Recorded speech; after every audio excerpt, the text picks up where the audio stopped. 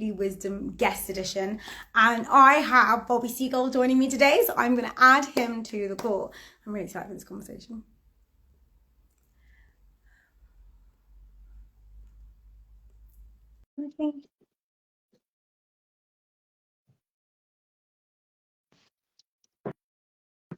Ooh. Hi. Let me see if I can. Oh, there we are. Hi. Hi, Ayo. Nice to meet you. So good to meet you. Yes, I've seen so much about all your incredible adventures and work and projects. So it's wonderful to finally be here with you. I love following everything you do. I'm so excited that you agreed to come on board. I'm really excited for this conversation. It's going to be so much fun. I've been on Instagram Live for a while actually, so I'm quite excited. Oh yeah, I'm so pleased that you're coming back onto Instagram Live and starting again with me. Yeah. Thank you. How's your day going already today? Yeah, good. A lot of stuff for exam results tomorrow. So most of my students are GCSE, but still like talking about how parents can deal with A levels, GCSEs. So obviously for students out there, best of luck to everyone. Good luck to everyone. Exams, remember, these don't define you. You tried your best. That's important. Exactly. But I'm so excited.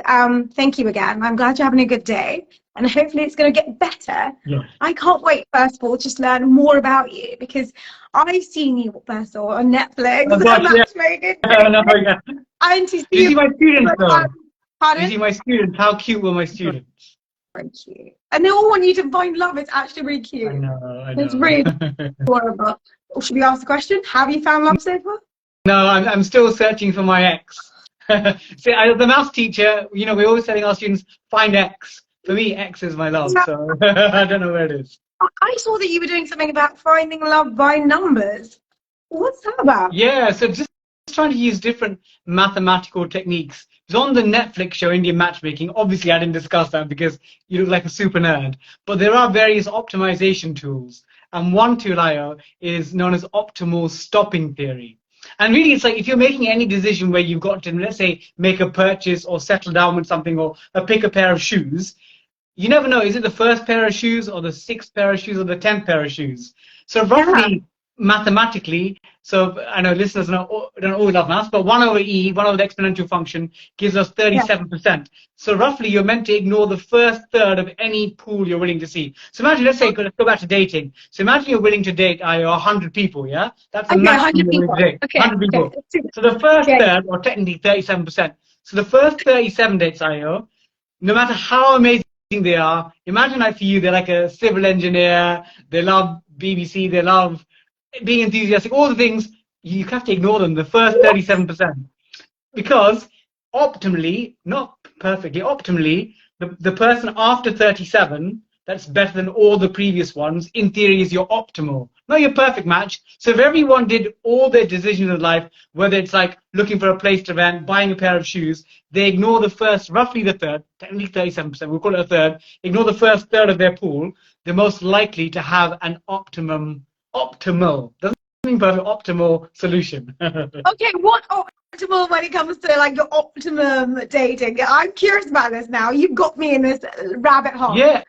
It's an interesting piece of maths because in life, again, if you're buying a pair of shoes or you're looking to rent for somewhere, the reality is we sort of like have a sense of what we want, and then we go out looking for the pair of shoes, or you look for different places to rent, or you go on different dates, and we never know, oh, this place here, should I put in a bid for this, or should I buy a pair of shoes, or should I ask this girl or this person out? Yeah.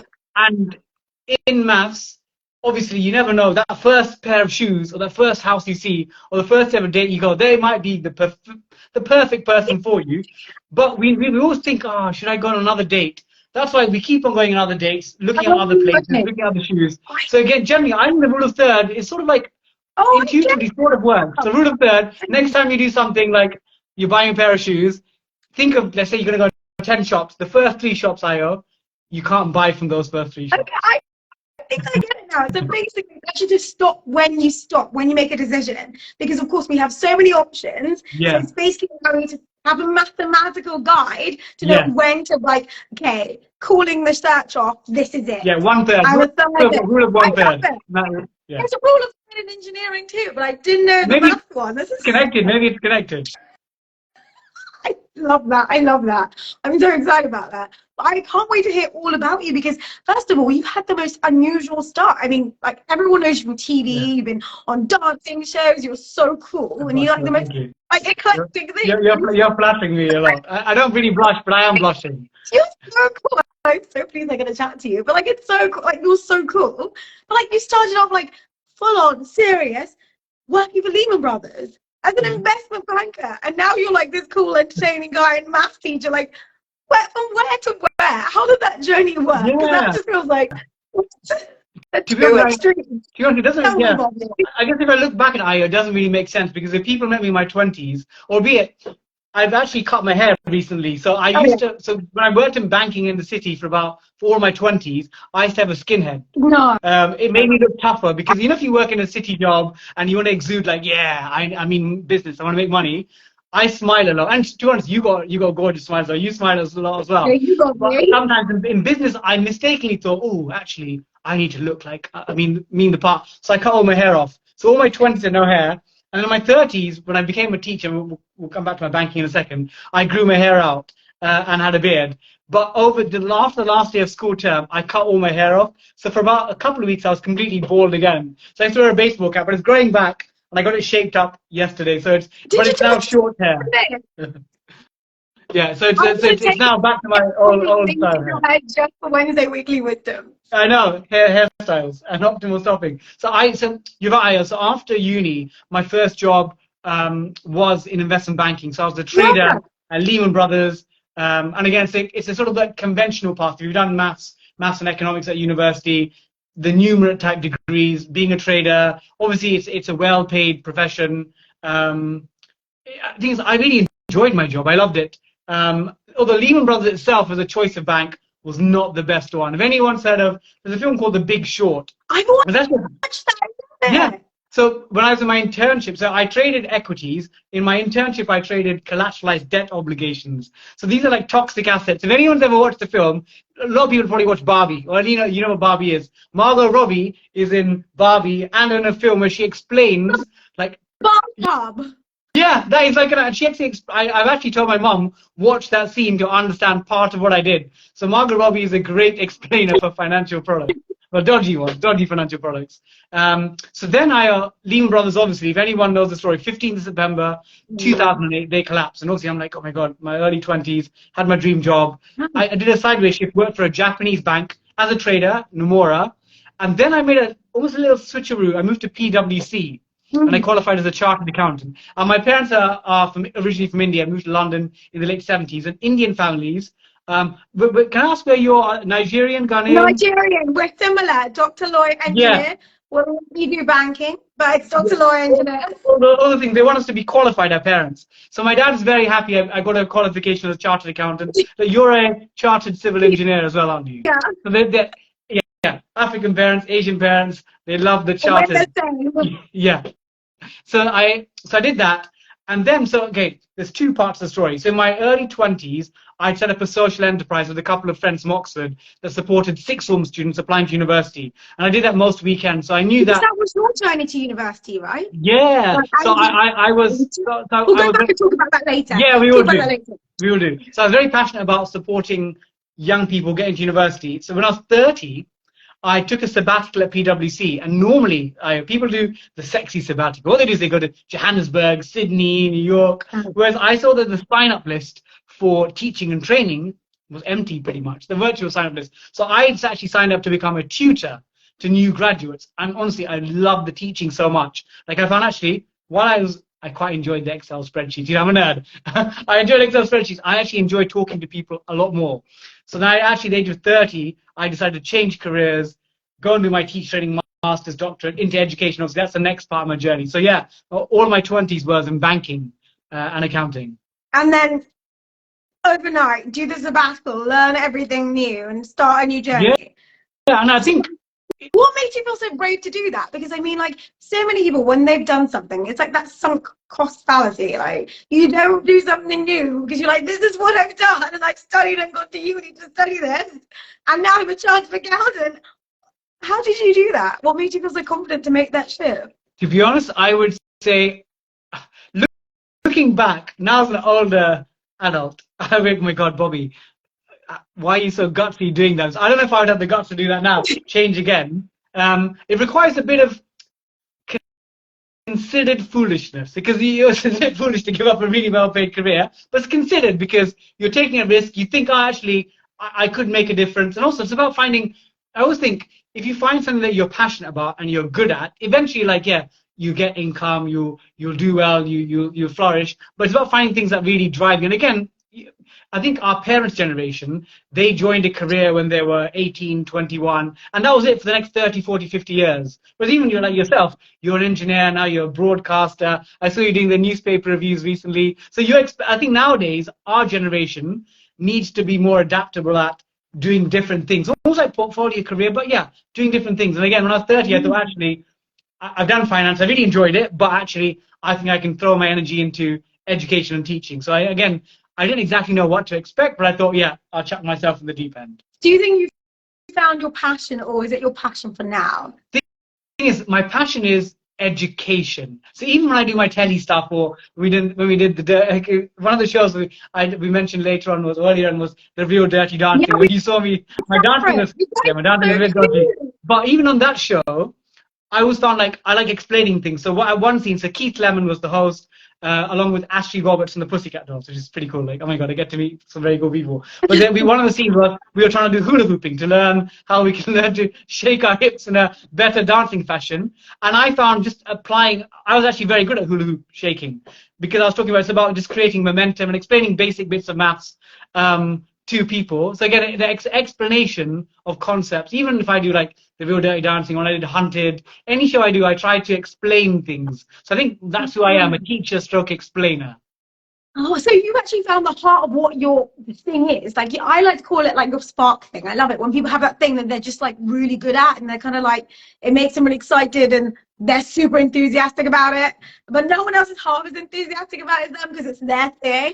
Like, you found the cool thing and everything's a vehicle for it. Is that a good way of saying it? Yeah, it is. Like, everything's a vehicle for your Again, passion. for you, is your, as I can see, your enthusiasm is that the thing that gets you through all your different careers and different opportunities? I think I'm just really curious. But yeah, curiosity. And I like to know things, and I go off tangents on things. So that ends up like opening doors of just curiosity. I'm like, what is that? How does that work? Or like problem solving. Like, I want to solve a problem, and therefore I have to like learn a thing to do it. So then before you know it, you become like a expert or something. Just by virtue you had like a question you were trying to answer. Yeah, I think curiosity is like one of the most important traits because, we're going to live for 80, 90, 100 years. If you lose your curiosity, then everything becomes a bit stale and boring and life becomes monotonous. If you're curious, you might be like, oh, let me try learning how to swim or do a triathlon. Oh, I'm curious about learning how to bake. So I think that curiosity where you want to learn new things, that's what keeps us alive and energetic. Yeah, exactly. I totally agree. I feel like we've got a similar way of viewing the world. I like that. But you have to teach me how to hula hoop at some point because I cannot do it. I cannot do it. Don't know how. Okay. Can't do it. Okay. Lesson booked. Lesson to move it. But I loved you talking about, first of all, your passion to help other people access education. Because did I read right that you got a scholarship and you went to Eton? Yeah, that's right. So when I was Eton, like where Boris Johnson. Oh gosh, yeah. Previous. Yeah. So when I was previous. Yeah, I am. Tell me about that. Yeah. So when I was, to be honest, I went to a good state school in East London, and one of the reasons I'm knowledgeable is, I mean, obviously I'm reasonably bright, but I think I've worked hard all my life. But one really key factor was at home, we had this routine where we'd go to the library every single Saturday. So normally my mum would make us a delicious lunch, probably a biryani on a Saturday because she's got time, extra time. And then me and my brothers would be taken by my dad to East Ham Library. We'd sit there on the library, cross-legged. I can't do cross-legged now. I don't know how I did it then. I would sit cross-legged, reading all sorts of books like Aztec Civilization, Victorian Engineering, The Fiction of Roald Dahl. And actually, it was reading every single Saturday that made me knowledgeable and curious.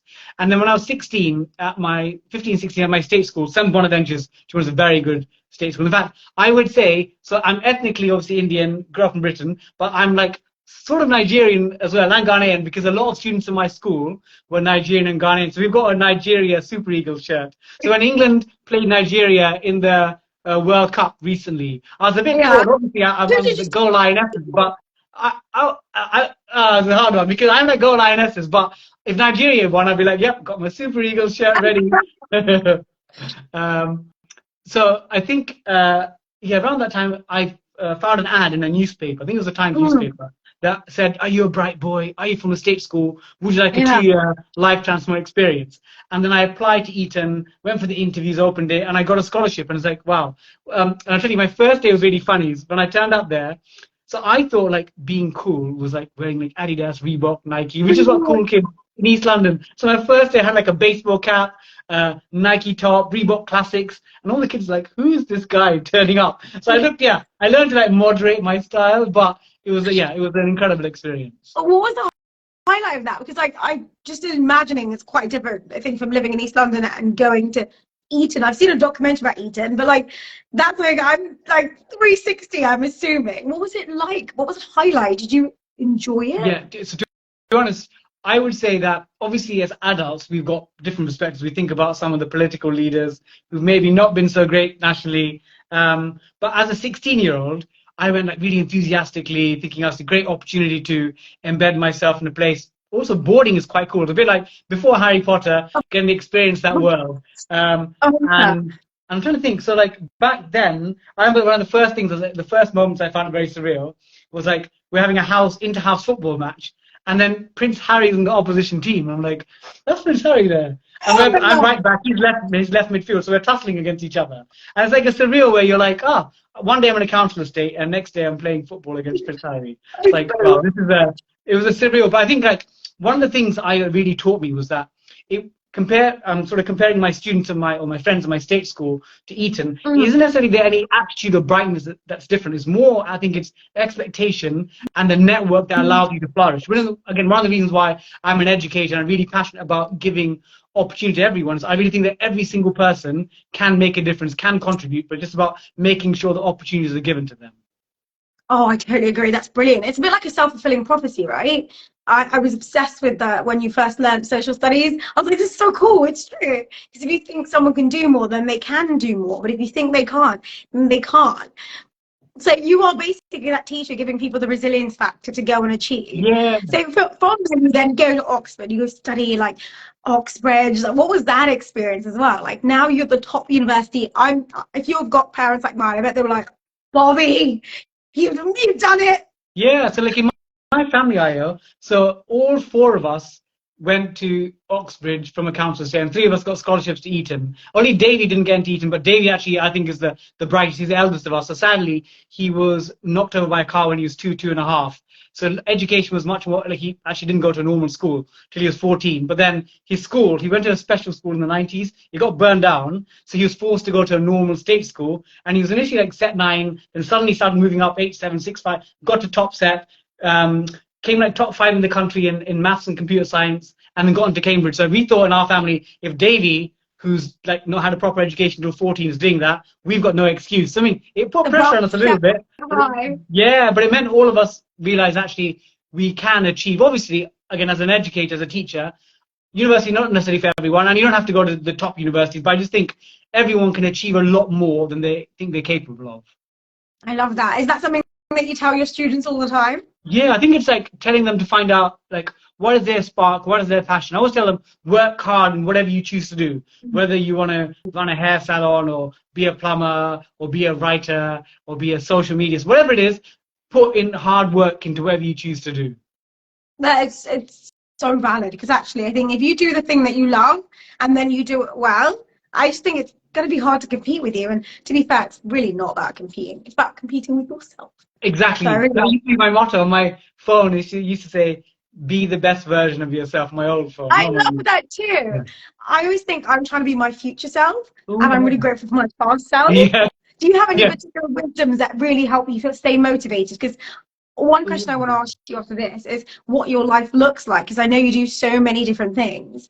So how do you stay motivated with just, I'm guessing you have quite a lot of demands on you. Yes, I would say it's actually a challenge. It's one of the things I'm learning to try to work out how to be better because I've not been so good at taking too much time off. And I know that actually one of the things I've slowly learned is you need to slow down to speed up, because I tend to be like, go, go, go, 100 miles an hour, do this project, teach, go and do some PhD research, go on this television show, write this book. And it's great being energetic, but if you're constantly switched on, occasionally, like if you're driving a car and you start speeding up, the car starts shaking. You need to occasionally slow down, go to a petrol stop, get some snacks, some crisps, maybe have a chill, enjoy the sun. And I think that can contribute to when you get back on okay, not that I'm advocating driving fast on the motorway. When you get back on your journey, you can get where you want to be. And I realize the analogy is slightly flawed. But I think everyone gets it. They won't think that you're telling them to drive fast. Yeah, I know. Bobby told me to drive miles on the road. I know. Ask him. Sir told me. I know. They won't I promise. I think I realize that, like, it is important to work hard, important to push yourself, Yeah. but also not to burn yourself out, because life is long, and you need to like pace yourself. Yeah. Obviously, there are moments in time in our life where you're working on an exciting project, or you've got a big deadline, or you're applying for jobs, and you're going to have to put in a lot of work. Yeah. So I would say it's about varying that. But you're teaching, you're doing a PhD. You've written books, you've got a podcast, you're doing this, you say yes to things, you do TV, you're always on the news giving your view on education, results, like constant. So really, practically, what does like a day look like, and how do you get these rest points, like you say? Because I'm looking at you, Bobby, and I don't know, do you practice what you preach? Yes. So I would say the thing that I've compromised, which again, it's not great, is I've probably compromised a bit of sleep. Like my family, they often say they need the 8 or 9 hours. They don't get it. They can't function. Whereas I've had this weird thing where I'm learning to manage it, because it's not great. I can sometimes sleep for 2-3 hours in a night and still be okay, functional. So like inside I'm a bit like, I need to sleep, but I can get by in a school day. Like I remember once had this day when I was doing my master's and as I had a department in a state school, and I think it was like literally 16 minutes sleep, because there was like a party and the next day I had to teach. And I went to school and I taught, and I was okay. It wasn't a great lesson, 6.5 out of 10 maybe, but I can get by. But one of the things I've learned is that actually maybe it's not good just to get by. If I want to be the best version of myself, I do need to say no to things, because I'm historically, and maybe people that are the sort of high flyers, you tend to say yes to things. And I tend to be, on the whole, oh my God, yes, this opportunity, incredible. I do tend to be, because I always think you never know. One, it's fun to do things, but you never know where things lead to. But I'm now starting to become sort of better at saying, actually, some opportunities maybe are not right. Because if you say yes to everything, you never get to sort of take that breather. And again, someone's here is mentioning, like, what's my diet? Yeah, and they want to know what your morning routine's like. So I've got sort of a routine where, again, the time I wake up does change. On the days that I'm teaching in school, so I'm up to a couple of days a week now. I used to be a full-time head of department. Obviously, I had to vary it with my media career. School days, I'll be quite early up, 5:30 maybe, 5 o'clock if I want to do gym in the morning. But that, it can be tricky. I mean, ideally, I prefer gym exercise in the morning. But I do have, probably, I'm trying to cut down. I have too much sugar in my diet. I'm not really a big drinker. I don't do any drugs, I don't smoke. So all those vices, they're not there, but I love my sugar. I love like sweet drinks and sweet snacks and savory. But I realize I'm storing up diabetes for the long term. So I'm now trying to reduce my sugar, because I've got enough energy as it is. I try not to take caffeine. I love the taste of coffee, but I have decaf coffee. I think decaf is technically 3% coffee, so you need 33 cups to get the impact of 1 cup of coffee. But I generally eat quite well. Like my breakfast, I'll have eggs, wholemeal bread, smashed avocado. That's like the millennial choice. Maybe a glass of orange juice, some fruit. So quite a healthy-ish breakfast. So like I don't. My biggest vice is sugar. If you put sugar in front of me, give me sugar. So if I bring like some sweets, that's it. I'm gone. But I'm learning to now. I'm trying to, as an adult, I'm trying to learn to manage that as a treat rather than as a necessity. Every day.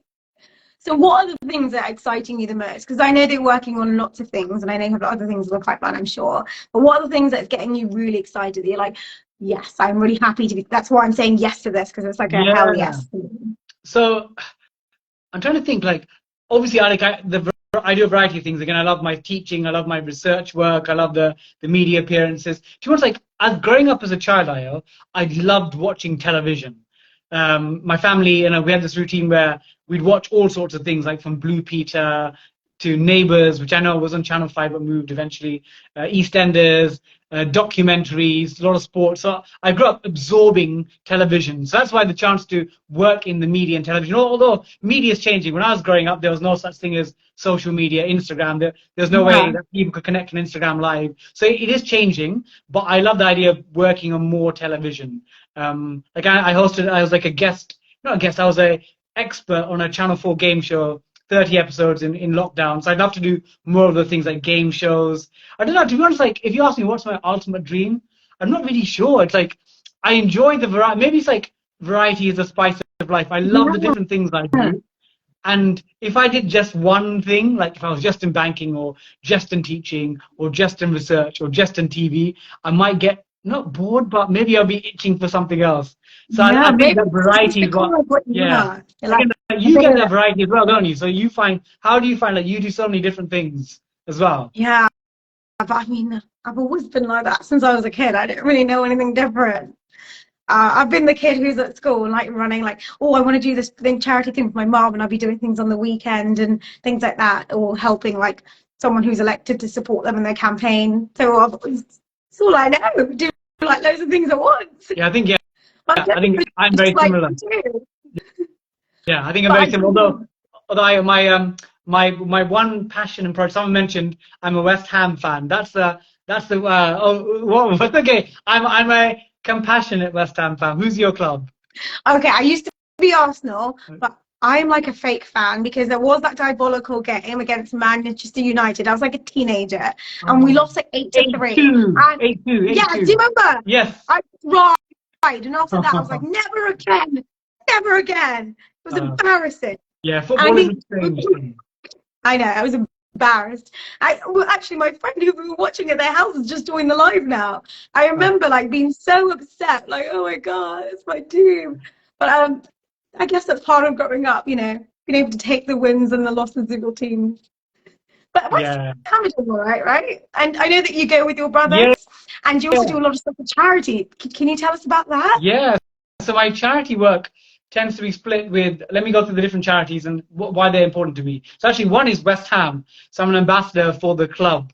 And actually one of the peaks of it was, this is not related to ambassador role, but I was actually celebrating with the players in Stratford Town Hall balcony when they won the trophy. I've not even shared it as a Instagram video or TikTok, but I need to. So I've got some incredible videos of me celebrating with the players. But anyway, so I do a lot of work with the club and first team players, going into schools, communities, mostly maths and literacy, but like using players as a way to get young people excited about education. I also do a lot of stuff with the charity National Numeracy, and they do, again, numeracy across the nation. And I've managed to recruit, like one of my friends, Katia Jones, is a professional in Strictly. One of my friends is a bake-off champion, Peter Sawkins, and we do work together with the likes of Rachel Wiley and Martin Lewis, like getting people to feel more comfortable with numbers. And I also do a lot of work with the charity, the Reading Agency, trying to convince people actually how reading can be quite meditative, and the proper, giving yourself that little bit of time to read things can actually help your life. So they're the three main ones.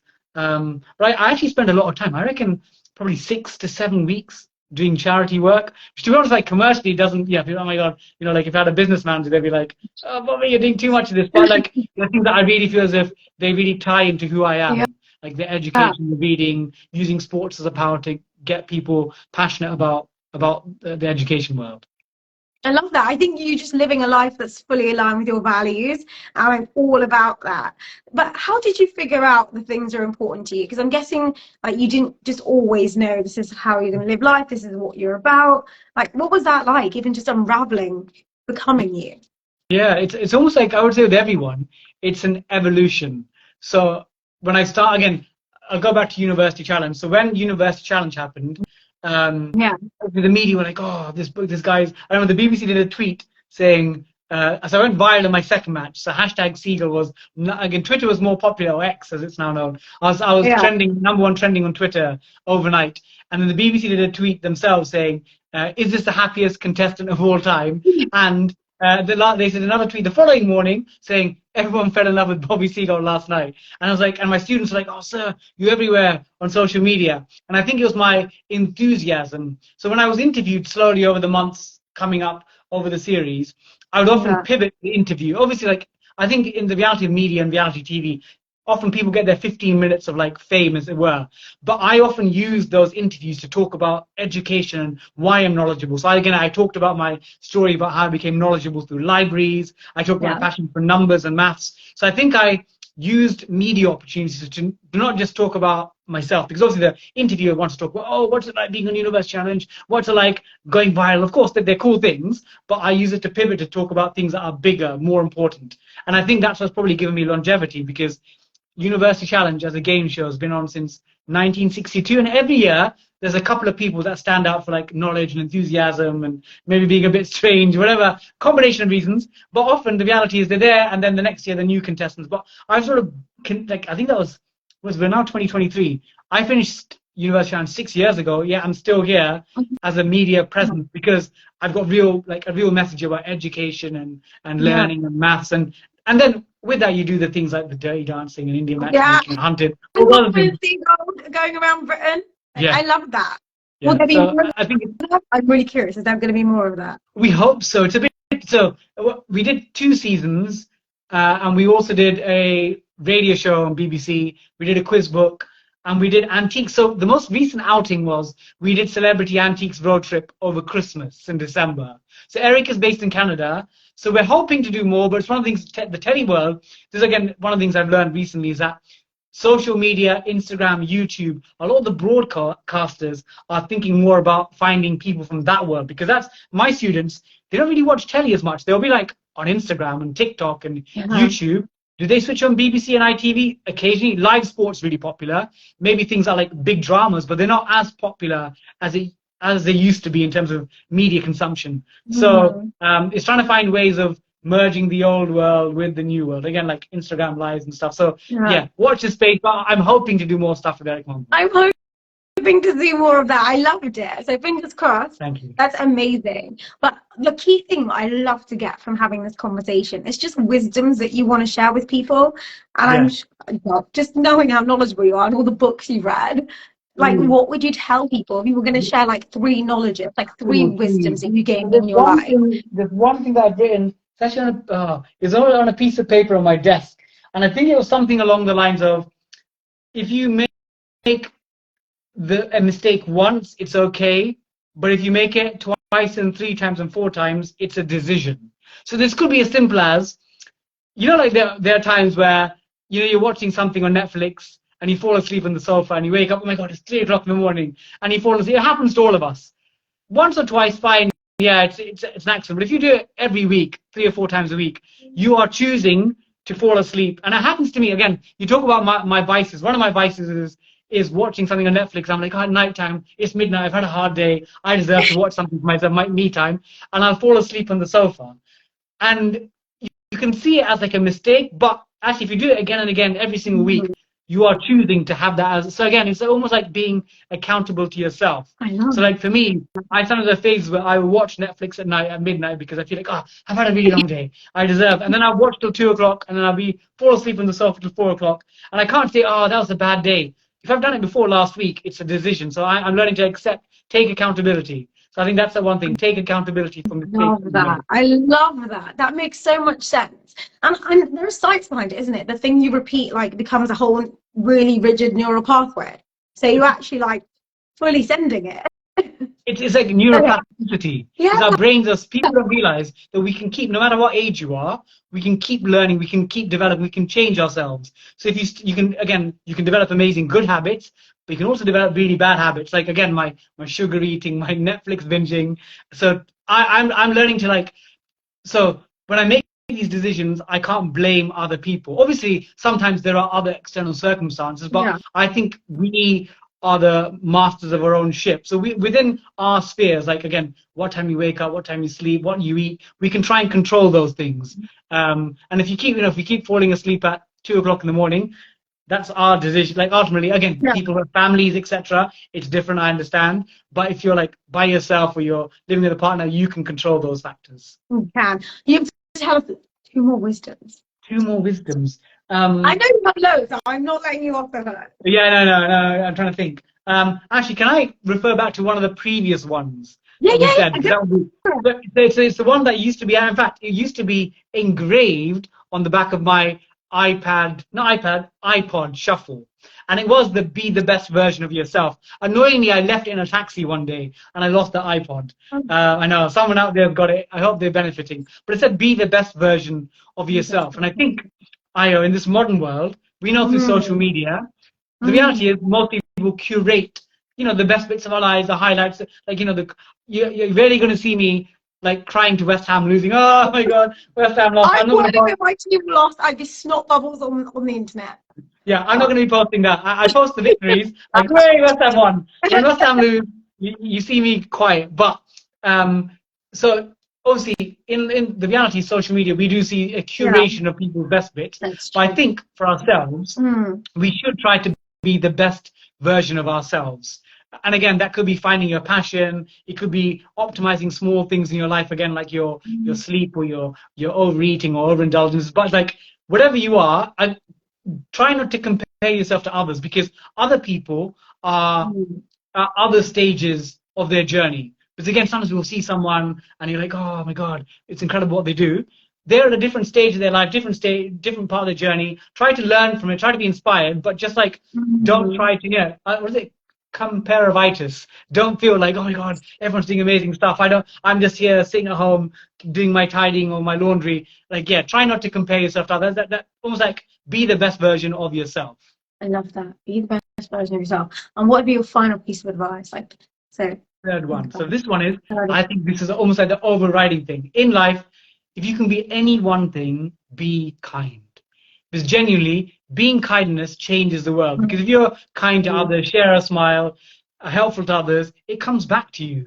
So I think being kind, like genuinely, even like on Indian matchmaking, they asked me what's my criteria for dating. Obviously, people give complicated things. I said number one is if they're a kind person. So if they're kind, everything else flows from it. Being tolerant, and they can accept your bad jokes and your good days, your bad days, when your club loses, all those sort of things. But I think being kind is like genuinely, like I think in this world, so many things would be better resolved if you learn to be kind and tolerant. I think that's just a really basic human thing. But I always try and live every day by trying to be kind, whether it's to your friends and family or a random person at the bus stop. Like even yesterday, I was walking down in Stratford back from the gym, and I saw this uncle who was sort of standing on the road slightly waiting for the bus, and I was like, uncle, don't stand, you're going to get knocked over by a cycle. I just spent a couple minutes explaining to him, that cycle's coming furiously past, and it's just like me taking a second out of my day to just like be kind to someone else. I think being kind is so simple, but you feel good about yourself as well. So almost in a weird way, because you feel good, you're almost being selfish, because by being kind, you feel great about yourself. So almost you're getting a little endorphin kick by being nice to other people. I love that. And you know what? Why not? I think being kind makes the world so much better. And I think if that's the one thing someone got out of this today, I'd be like, yeah. Like actually practicing it as a daily habit, as you clearly do. Thank you. Thank you so much, Bobby. I'm so glad I got to actually meet you after all this time of stalking you online. I mean, that's how everyone does that. Being a supportive fan. Rephrasing that there. But thank you so much for your time today. I really love this conversation. I really hope you teach me how to hula hoop at some point though. Yes, we have to get like a maths and practical lesson organized together. I feel like there is some math there, and as someone who's an engineer, I feel like I should be able to understand. You get it quickly. But thank you again for joining Wednesday Weekly Wisdoms. You've been incredible. And I can't wait to see what we do next. And please stay in contact and teach me how to hula hoop. Yes. Thank you, Aria. Pleasure. Thank you. Bye for now. Bye, everyone. Thanks for joining. Oh. Do I log off now? I haven't arrived for a while. So I'm just enjoying reading the comments, but I'm going to leave now. Bye for now. Thank you so much. Bye.